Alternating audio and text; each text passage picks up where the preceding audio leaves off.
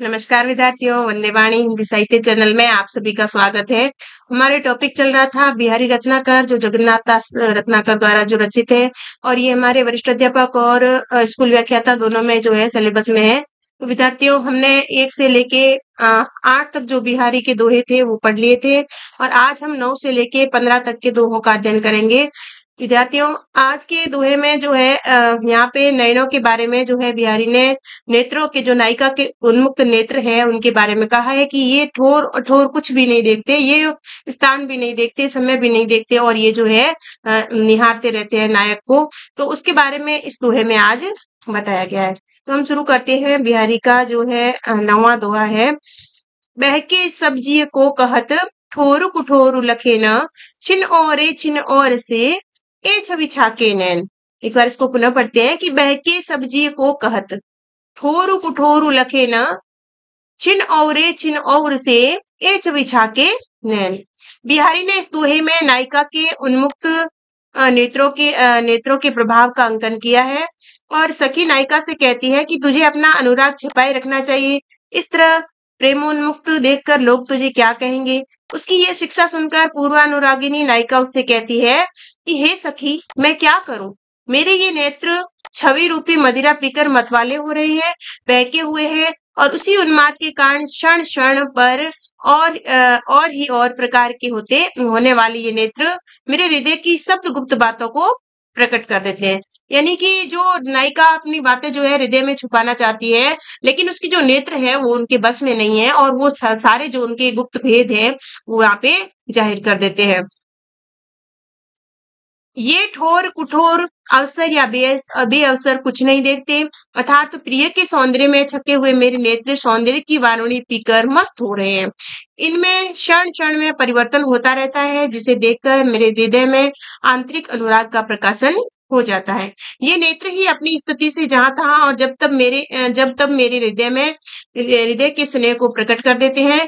सामान्यतः मदिरा पिया व्यक्ति अपने मन की बातें प्रकट करता ही रहता है, उसी प्रकार छवि की मदिरा पीकर ये नेत्र भी जो है प्रेम का प्रकाशन कर रहे हैं। यानी कि यहाँ पे जो है नायिका अपनी सखी से कह रही है कि मेरे नेत्रों को तो जो है उनकी जो छवि रूपी मदिरा है उसने जो है उन्मुक्त कर दिया है, मदमस्त कर दिया है। इसलिए जो है ये सखी, अब ये नेत्र जो है ठोर कुठोर या अवसर बेअवसर कुछ भी नहीं देखते और नायक को निहारते रहते हैं। अगला दोहा है हमारे 10वां दोहा। फिर चित उत ही रह तू, टूटी लाज की लाव, अंग अंग छवि झोर में भयो भोर की नाव। एक बार इसको पुनः पढ़ते हैं कि फिर चित उत ही रह तू, टूटी लाज की लाव, अंग अंग छवि झोर में भयो भोर की नाव। टूटी लाज की लाव यानी कि जो लज्जा रूपी रस्सी है वो टूट गई है और अब जो है क्या कर रही है यहाँ पे नायिका कह रही है कि यहाँ पे यह कथन पूर्व अनुरागी नायिका का ही है। ऐसा नायिका अंतरंगिनी सखी से, अपनी जो है अंतरंग सखी है, उससे ये बात कहती है कि नायिका का चित्त नायक के अंग सौंदर्य में बुरी तरह उलझ गया है। इस स्थिति को प्रकट करने के लिए नायक प्रेम में निमग्न नायिका अपनी सखी से कहती है कि हे सखी, मेरा चित्त उस नायक के अंग प्रत्यंग के सौंदर्य के झुंड में फंस गया है। इसकी गति ऐसी हो गई है जैसे भंवर में फंसी हुई नाव हो। जिस प्रकार भंवर में फंसी हुई नाव होती है वो उसमें भंवर में ही उलझी हुई रहती है, उसको रास्ता नहीं मिलता। उसी प्रकार जो है नायिका कह रही है कि जो मेरी जो है गति ऐसी हो गई है जिस प्रकार भंवर में फंसी हुई नाव हो। उसी प्रकार मेरा चित्त भी केवल नायक की ओर ही रहता है, क्योंकि अब तो मेरे चित्त को भंवर से बाहर खींचने वाली लज्जा रूपी रस्सी भी टूट गई है। अर्थात मैं उस प्रिय के सौंदर्य में डूब चुकी हूँ। अब मुझे लोक लाज मर्यादा आदि का भी भय नहीं है।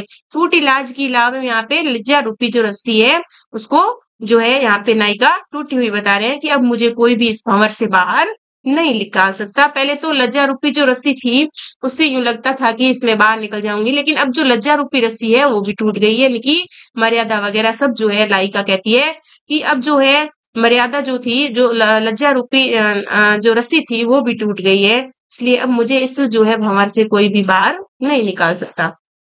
अगला दोहा है हमारे। नीकी दई अनाकनी फीकी परी गुहारी, तजो मनोतारण विरुद्ध बिरदु बारक बारक तारी। यहाँ पे विद्यार्थियों यहाँ पे नीकी दई अनाकनी, अनाकनी मतलब ताल मटोल करना, फीकी परी गुहारी यहाँ पे जो है फीकी परी गुहारी का मतलब है कि मैं जो पुकार कर रहा हूँ उसका आप पे कोई भी असर नहीं हो रहा है।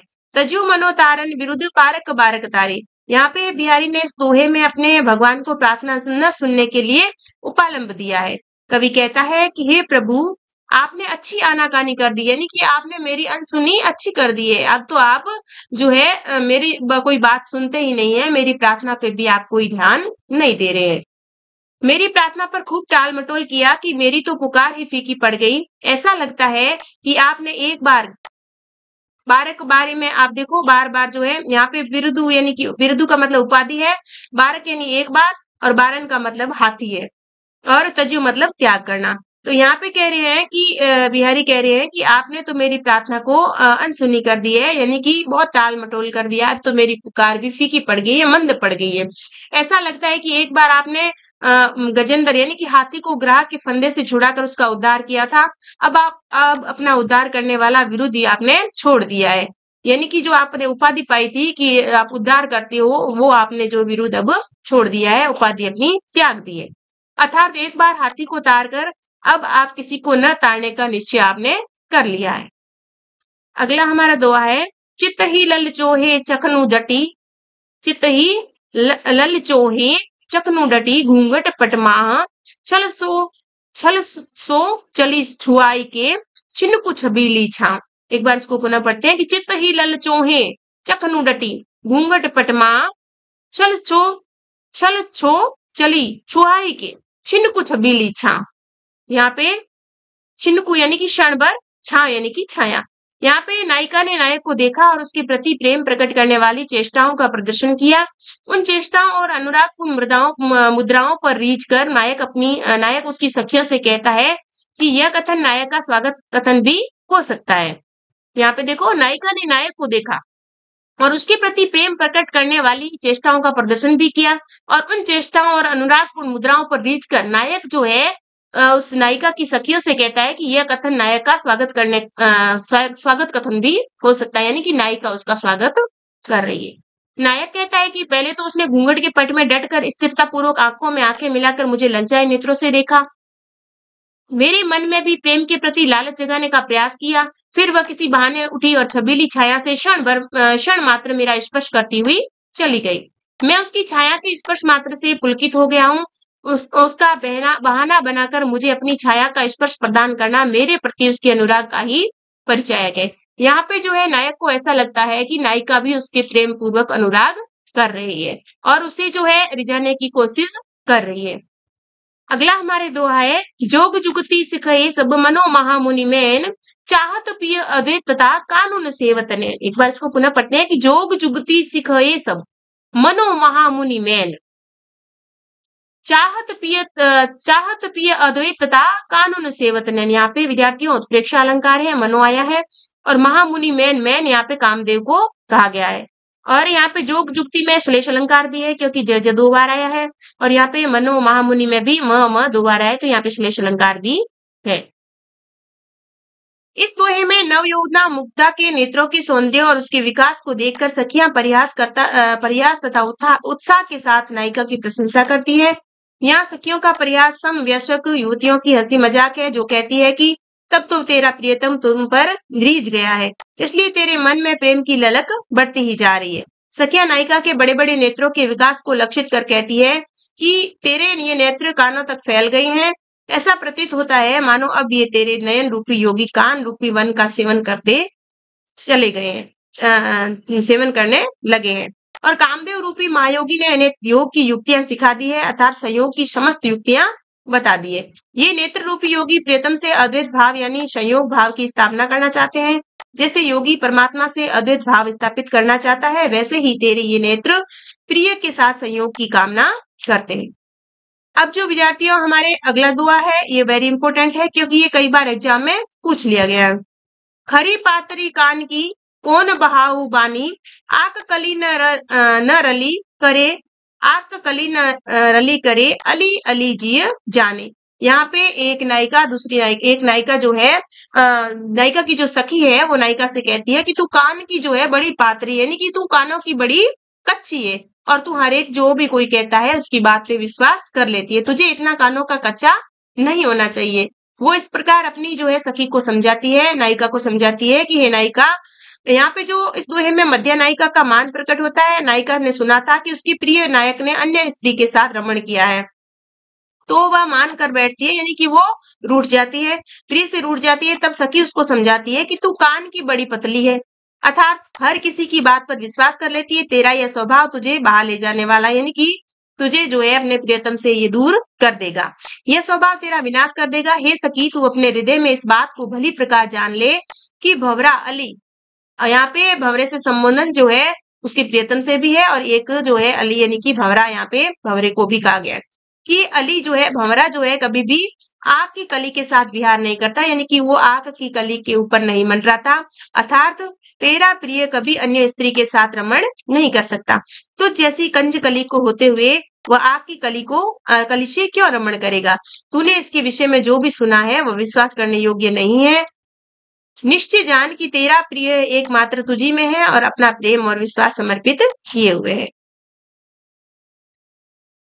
अगला हमारे दोहा है, जब एक नायिका अपने पियर जाती है, जब मायके जाती है, तो उसकी भी स्थिति उस प्रकार हो जाती है जिस प्रकार जो है दुर्योधन की हुई थी। जब दुर्योधन मरने वाला था तो उसकी स्थिति भी उसी प्रकार हुई थी, वैसे ही जो है यहाँ पे नायिका की स्थिति हो गई है।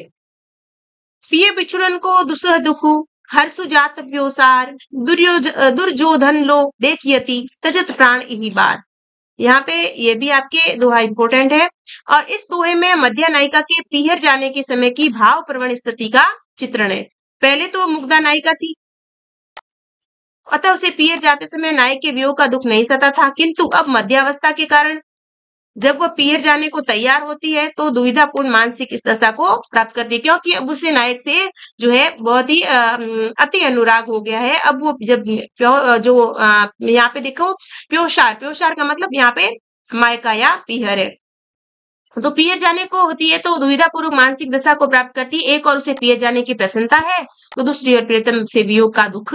कवि ने यहाँ इसी द्वंद का चित्रण किया है कि एक और तो से वियोग का जो है पति से दूर जाने का दुख है, दूसरी ओर प्रसन्नता भी है क्योंकि वो पीहर जा रही है, मायके जा रही है, अपने जो है परिवार वालों से पीहर पक्ष से मिल रही है, तो ये उसको खुशी है। और दूसरा वो अपने प्रियतम से दूर जा रही है, तो ये उसके दुख का कारण है। कवि कहता है कि पीहर जाते समय उस मध्य नायिका को अपने माता पिता भाई भौजाइयों से मिलने का हर्ष है, इसलिए वह हंसती हुई पीहर जा रही है, साथ ही उसे अपने प्रियतम से बिछुड़ने का दुख भी है। अतः इस बार दुख और सुख एक साथ आ जाने से ऐसा लगता है मानो दुर्योधन के समान प्राण त्यागने की स्थिति आ पहुंची। दुर्योधन को यह साफ था कि जब भी उसके जीवन में सुख और दुख की साथ साथ अवतारणा होगी उसी समय उसकी मृत्यु हो जाएगी। पीहर जाते समय सुख और दुख की एक साथ अनुभूति होने से नायिका के लिए यहाँ पे मृत्यु का योग सा बन गया है। तो विद्यार्थियों, ये हमारे आज जो है 9 से 15 तक जो दोहे थे हमने पढ़ लिए थे, और यहाँ पे जो है बिहारी जी ने बहुत ही अच्छे ढंग से नायिका के नक्शिक वर्णन जो है अच्छी तरीके से किया है, बहुत ही सुंदर वर्णन यहाँ पे किया है। और इसके आगे के जो भी दोहे हैं 16 से लेके 25 तक जो हमारे कोर्स में, 20 तक हमारे वरिष्ठ अध्यापक में है और 25 उसमें आपके व्याख्याता भर्ती परीक्षा में, तो उन दोनों को हम पढ़ेंगे। इसके आगे की क्लास हम जो है अगली क्लास में लेंगे। तब तक के लिए धन्यवाद।